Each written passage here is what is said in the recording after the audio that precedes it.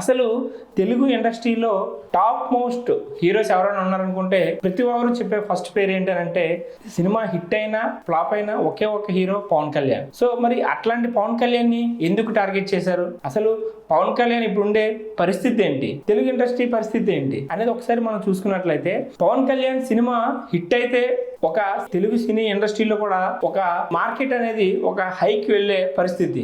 Same time flop అయినా కూడా ప్రొడ్యూసర్లు నష్టపోయే పరిస్థితి కూడా ఉండదు.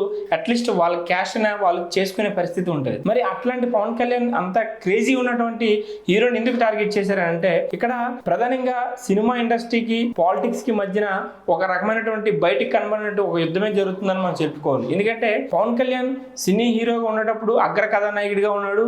ఆయన ఎన్ని సినిమాలు చేశారు, ఎన్ని హిట్లు వచ్చాయి, ఎన్ని ఫ్లాప్లు వచ్చాయి.